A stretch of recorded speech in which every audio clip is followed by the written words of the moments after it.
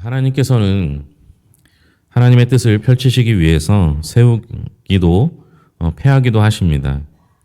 그러니까 이스라엘의 왕은 재물이나 힘이나 권력, 능력을 의지하는 것이 아니라 하나님을 의지해야 하는 것이죠. 하나님은 이 역할을 감당할 첫 왕으로 사울을 세우십니다. 우리가 이제 오해하는 건 그 기름 부음을 받는 그 순간에 왕이 되는 게 아니에요. 사울도 지금 부음을 받고 나중에 왕이 되고요. 다윗도 마찬가지입니다. 기름 부음을 받고 왕이 됩니다. 나중에 왕이 되죠. 그러니까 그 사이의 간격이 이제 존재하는데요. 그 간격 동안에 우리가 해야 할 일이 있다면 그건 왕으로서 가져야 할 자질을 새롭게 만들어가는 거예요. 그러니까 우리에게는 항상 시간이 좀 필요합니다. 어떤 분이 저한테 이제 신학을 하고 싶다고 찾아온 적이 있었어요. 그래서 이제 나이도 있고 이제 고등학교를 졸업하지 못했기 때문에 정식 신학교에 들어가지 못한다고 하더라고요. 제가 이제 그분이 이제 원하시는 건 1년 동안 뭐 대학 과정하고 1년 동안 대학원 과정에서 3년째 되는 해, 그러니까 2년 지나고 3년째 되는 해에 목사 안수를 받는 걸 원한다 이렇게 얘기하시더라고요. 그 학교에 들어가겠다. 근데 제가 그때 그 말씀을 드렸어요.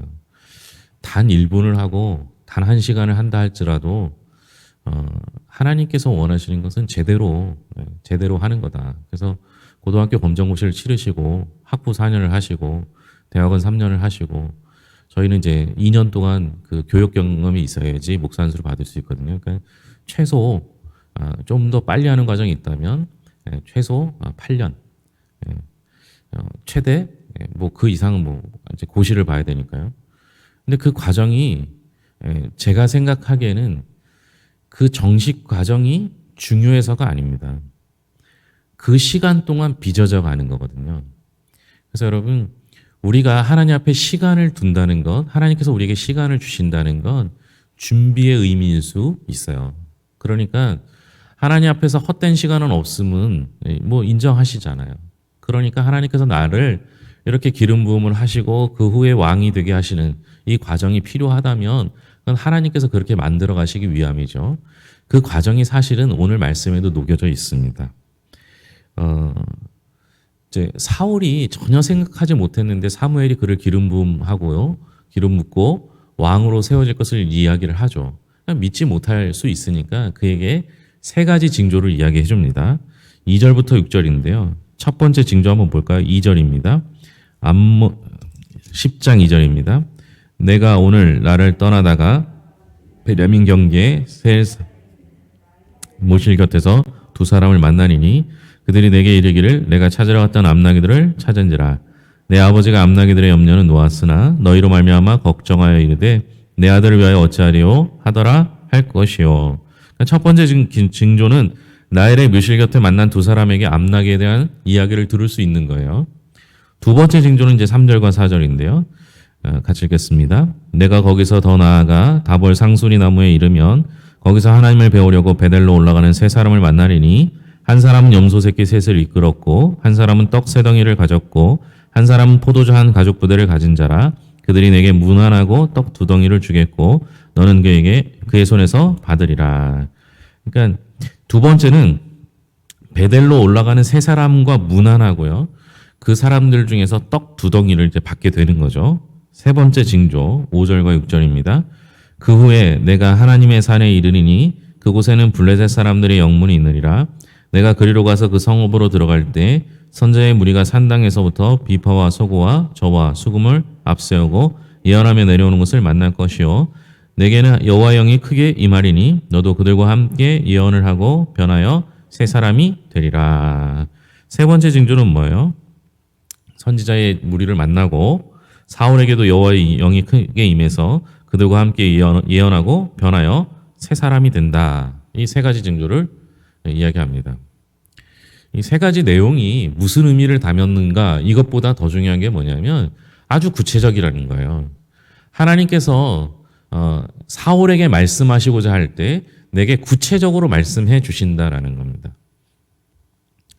우리도 하나님께서 우리에게 말씀하실 때 구체적인 것들을 이끌어 주실 때가 있어요.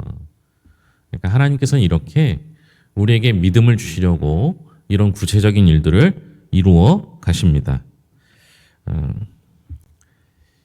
이게 결국에는 하나님께서 이렇게 구체적인 세 가지 사건을 보여줌으로 인해서 이 사건의 진실을 통해서 이 세 가지가 진실하기 때문에 믿을만하게 그것이 경험한 것이 확실하기 때문에 하나님께서 사울을 왕으로 세우시는 것도 확실한 거예요. 그렇겠죠? 하나님께서 이 세 가지 사건을 보여준 이유는 그게 뭐 어떤 특별한 사건이어서가 아니라 하나님께서 사울을 왕으로 세우시겠다라는 그것이 맞다. 그것을 미리 알려주시기 위함이죠. 여기선 두 가지 이제 중요한 유익이 있는데요. 첫째는 사울로 하여금 하나님께서 그를 왕으로 세우시고 함께 하시겠다라는 확신을 갖게 해서 담대함과 용기를 주는 거예요. 하나님께서 이렇게 나를 위해서 구체적으로 이렇게 준비해 주신 그 하나님께서 나와 함께 하시는구나. 그걸 이제 경험하게 되니까요. 여러분, 하나님이 나와 함께 하신다는 그 경험을 하면요, 그 다음부터는 두려움이 사라져요. 어떤 어려움이 와도 하나님이 함께 하시는데 이렇게 넘어갈 수 있잖아요. 두 번째는 사울로 하여금 자신을 세우시는 분이 하나님이심을 인정하고 하나님의 뜻에 따르게 된다라는 겁니다. 이 두 가지 유익이 있겠죠. 사무엘은 사울에게서 이 징조가 일어난 뒤에 어떻게 하라라고 말하는지 한번 7절 보겠습니다. 7절. 이 징조가 내게 임하거든 너는 기회를 따라 행하라. 하나님이 너와 함께 하시느니라. 어떻게 행하래요? 기회를 따라 행하래요. 기회를 따라. 그러니까 이 일이 이루어지는 것을 보고 그 기회를 따라 행하라는 건데요. 이건 역시 시간에 대한 개념이에요. 바로 기름 붓자마자 내가 왕이다 하고 나가서 그러는 게 아니라 이 징조를 보고 그 기회를 보고 시간을 두고 행하라라는 겁니다. 하나님이 먼저 일하시고 그것을 보고 우리가 일하는 거예요. 제가 성격이 좀 급하잖아요. 앞장서서 일하려고 할 때가 많아요. 근데 목사가 성도보다 앞서서 일하는 건 나쁘진 않아요. 그런데 목사가 하나님보다 앞서서 일하면 안 되는 거예요. 이건 여러분들에게도 동일합니다. 사울이 왕이 되었지만 왕이 아직 안 된 상태잖아요. 그죠? 그러니까 기회를 따라 기다렸다가 그 기회에 맞춰서 행하는 게 꼭 필요합니다. 이것은 순종이기도 합니다. 하나님의 때를 기다리는 거, 이거 순종이에요. 선지자 사무엘은 예언과 징조를 통해 왕을 세우시는 분이 하나님이심을 확인해 주었습니다. 우리도 그런 경험이 있어야 돼요. 어제 이제 저희 동문회 모임이 있는데요. 학교 총장님이 오셔서 말씀 전해주시고 각자 이렇게 조금 십시일반 모아서 학교 발전 기금을 냈는데요. 그런데 그분이 이제 설교를 한 30분 하셨어요. 얼마나 열정적으로 하시던지 우리 선배이기도 한데 그런데 가만히 듣다 보니까 저분은 하나님의 부르심을 참 많이 들었다 이런 생각이 들더라고요. 뭐 이제 여러 가지 사건이 있었는데 그때마다 하나님께서 말씀하시는 것을 들었대요. 얼마나 부러운지 모르겠어요. 그죠? 여러분들도 하나님 말씀 듣고 싶으시죠? 하나님의 말씀을 듣는 방법이 여러 가지가 있겠지만 그것은 하나님의 때를 기다리는 거예요. 그리고 우리가 모든 순간마다 하나님이 일하시는 것을 확인한 후 일하는 거예요. 그분이 뭐 대단한 게 지금 한 거의 뭐 1700명 정도 되는 교회에 개척해서 그 정도까지 된 교회입니다. 그런데 우리 교단법에 의하면 총장은 담임을 할 수가 없어요. 그러니까 총장을 하려면 그 교회를 사임해야 되는 거예요. 자기가 개척한 교회인데 교회도 일산에 있는 교회고 규모도 있고 거기서 은퇴하는 게 훨씬 난데 그걸 다 포기하고 왔어요. 그럴 수 있었던 이유가 뭐겠어요? 하나님께서 그렇게 부르셨기 때문에 그 부르심이 확실했기 때문에 그렇게 했다는 거예요. 우리의 삶이 변화되기 위해서는요, 반드시 하나님의 부르심이 있어야 합니다. 여러분들의 삶 가운데 하나님이 말씀하신 것을 조금도 놓치지 마시고 귀담아 들을 수 있기를 바랍니다. 그 사무엘은 조금 전에도 말씀드렸지만 사울에게 말씀의 성취를 확인한 뒤에 직무를 수행하라고 합니다. 아무리 왕이라도 하나님의 백성은 말씀을 따라 살아야지 말씀보다 앞서면 안 되는 것이죠. 사무엘의 예언이 응하고 난 다음에 사울에게 하나님의 영이 크게 임합니다. 사울이 사무엘에게서 떠나려고 몸을 일으킬 때 하나님은 사울에게 무엇을 주셨는지 9절입니다. 9절 같이 읽겠습니다. 그가 사무엘에게서 떠나려고 몸을 돌이킬 때에 하나님이 새 마음을 주셨고 그날 그 징조도 다 응하니라. 어떤 마음을 주셨다고요? 새 마음을 주셨어요. 새 마음을 어떻게 받게 된 거예요? 새 마음을 받게 된 방법은 그가 내가 이제 기름 부음 받고 이제 곧 왕이 될 것 같으니까 내가 마음을 새롭게 해야지 이렇게 해서 된 게 아니죠. 사무엘상 10장 6절에 보면 거기도 나와 있지만 사울이 새 마음을 받은 것은 여호와의 영이 그에게 크게 임했기 때문입니다. 우리가 새 마음을 가질 수 있는 방법은 하나님의 영이 내게 임해야 하는 거예요. 사울이 왕의 사명을 충직하게 수행해내기 위해서는 성령의 충만한 역사와 마음의 변화가 필요합니다. 바꾸어 말하면 사울이 앞으로 왕으로서 가장 힘써야 하는 부분도 이 두 가지입니다. 성령의 역사를 구하고 자기의 속사람이 변화되기를 구하는 일이겠죠. 이 두 가지를 굳건히 지켜나가면 하나님께서 사울과 함께 하실 거고 하나님의 일들을 이루실 것입니다. 사울이 선지자의 무리를 만났을 때 그에게 어떤 일이 일어나는가? 10절입니다. 10절. 그들이 산에 이를 때 선지자의 무리가 그를 영접하고 하나님의 영이 사울에게 크게 임함으로 그가 그들 중에서 예언을 하니. 마찬가지죠. 하나님의 영이 그에게 크게 임했더니 그들 중에서 예언을 하게 됩니다. 사울이 성령에 사로잡히게 될 때 예언자처럼 하나님의 말씀을 전하기 시작합니다. 성령께서 역사하실 때 일어나는 가장 중요한 그 사역이 있다면 그건 말씀이 흥왕하는 거예요. 성경 곳곳에서 성령의 역사 중에 하나가 뭐냐? 이것은 성령의 역사가 뭐 능력도 나타나고 뭐 죄 씻음도 일어나고 여러 가지가 일어나는데 그 중에 하나가 말씀이 흥왕하는 거예요. 말씀이 전달되는 거예요. 사도 바울은 믿음의 싸움을 하기 위해서 하나님의 전신갑주를 무장하라고 하면서요. 성령의 검, 곧 하나님의 말씀을 가지라 이렇게 이야기하잖아요. 성령은 우리가 말씀을 올바로 알도록 도우시고 또한 말씀을 전할 능력과 힘을 주시는 것입니다. 그러니까 이게 특징이 특이한 거예요. 여러분 왕이 되면 뭘 주셔야 돼요? 예? 하나님께서 사울 왕에게 왕이라면 이제 고대 왕들은 대부분 다 전쟁의 장군이었잖아요. 그러니까 힘과 능력을 줘야 되잖아요. 근데 하나님께서 사울에게 첫 번째 주신 게 뭐예요? 성령이에요, 성령. 우리가 받아야 될 것도 첫 번째는 항상 성령이어야 합니다. 성령을 받아야 하나님의 말씀이 내 속에 거하고 그것이 나로 인해 내 속사람이 새로워지는 경험을 하게 되는 거예요. 그러니까 내 힘으로 되는 게 아니라 성령의 힘으로 되는 거죠.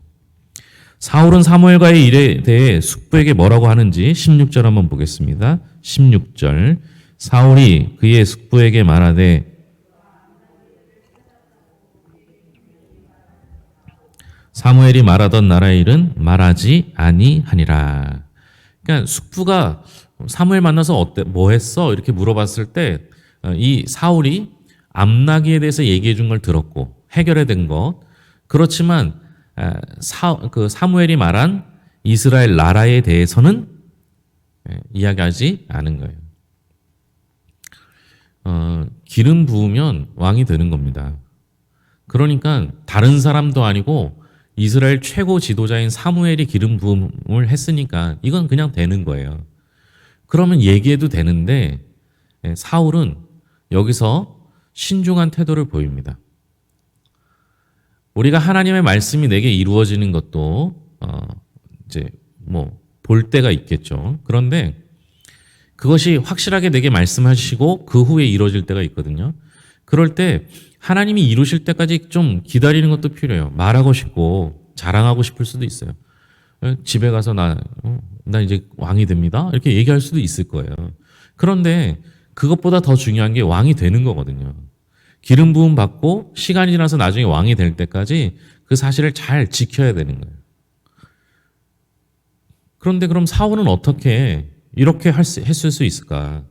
그가 애초부터 그랬느냐? 그건 잘 모르겠어요. 그런데 사울이 지금 이렇게 신중한 태도를 보이는 데는 사무엘을 만나서 이 숙부를 만나기 전까지 그가 변화된 게 하나 있잖아요. 뭐가 변화됐어요? 예? 새 마음을 가졌어요. 새 마음을. 그러니까 이렇게 신중하게 될 수 있는 것도 성령이 임하셔서 그가 새 마음을 갖게 되니까 이렇게 할 수 있는 거예요. 여러분, 우리가 하나님 앞에 설 때 나는 뭐 할 수 있느냐 없느냐 이거 걱정할 거 없어요. 하나님께서 나를 세우기로 작정하시면 되는 거예요. 되는데 내가 할 수 있도록 먼저 내게 성령을 부어주시고 신중하게 만들어주셔서 새 마음을 주세요. 우리가 하는 게 아니라 하나님께서 그렇게 해주시는 거예요. 그러니까 우리가 하나님께서 우리를 선택하시기만 하면 우리에게 그것을 할 수 있는 능력을 갖게 되는 거예요. 근데 한 가지 조심해야 될 게 있어요. 교만은 그 모양이라도 버려야 되는 거예요. 항상 교만이 문제가 됩니다. 사울왕이 왕으로서 참 잘할 수 있었어요. 근데 사울왕이 실패한 한 가지 이유가 교만이잖아요. 우리 역시 마찬가지입니다. 잘 될수록 넘어지는 이유가 교만이에요. 내가 했다고 생각하기 때문에 그래요. 하나님의 일은 내가 한 것이 없습니다. 하나님의 일은 다 하나님이 하신 거고 나를 사용하신 것뿐이에요. 나를 사용하신 것에 감사할 따름이지 내가 무엇을 했다고 자랑할 게 없는 거예요. 근데 사울이 교만해져요. 교만해지니까 욕심이 생기고 욕심이 생기니까 하나님의 말씀보다 자신이 먼저 앞서는 우를 범하게 되는 거죠. 우리가 꼭 기억해야 될 게 하나님께서 우리에게 약속을 주시면 반드시 그 약속에 맞는 성령의 능력을 주십니다. 성령의 능력을 주시면 우리는 새롭게 변화돼요. 그 과정 속에서 하나님이 주권자이심을 인정하게 되면 우리는 늘 겸손할 수 있어요. 그래서 하나님보다 앞서지 않는 것, 이것이 우리가 해야 될 일이고 하나님보다 앞서지 않는다면 우리는 겸손해질 수밖에 없는 거죠. 사랑하는 성도 여러분, 여러분들이 가시는 그 길에 하나님께서 구체적으로 인도해 주실 줄로 믿습니다. 우리가 해야 할 일은 앞서지 않는 거예요. 너무 서두르지 않는 거예요. 때를 따라, 기회를 따라 하나님의 말씀에 순종하는 것, 그것이 우리가 해야 할 유일한 일임을 기억하시고 날마다 주의 은혜 가운데 살아갈 수 있기를 바랍니다. 기도하겠습니다. 하나님 아버지 감사합니다. 하나님의 영이 크게 임하면 하나님의 일이 이루어집니다. 반드시 역사가 이루어집니다. 우리는 성령을 구하고 하나님의 인도하심 따라 살아가게 하여 주시옵소서. 어떤 순간에라도 하나님보다 앞서지 않게 하시고 혹 앞서가고 있다면 되돌아서 때를 기다리는 자 되게 하시고 주님 그 말씀에 순종하는 주의 자녀 되게 하여 주시옵소서. 우리의 앞날이 불명하지 못하고 어떻게 될지 알 수 없는 지금 이 상황에 있는 이들도 주께서 함께 해주셔서 기름 부어 주셔서 앞날을 예비해 주시고 주님이 예비해 두신 그 길을 함께 걸어갈 수 있도록 인도하여 주시옵소서. 지혜롭게 하시고 새 마음 주시고 능력을 더하여 주시며 상처받은 마음 위로하여 주시옵소서. 아픈 몸 주께서 만져주시옵고 하나님의 도우심 구하면서 은혜가 더욱 가득할 수 있도록 주여 함께하여 주시옵소서. 모든 것을 예수님의 이름으로 기도합니다. 아멘.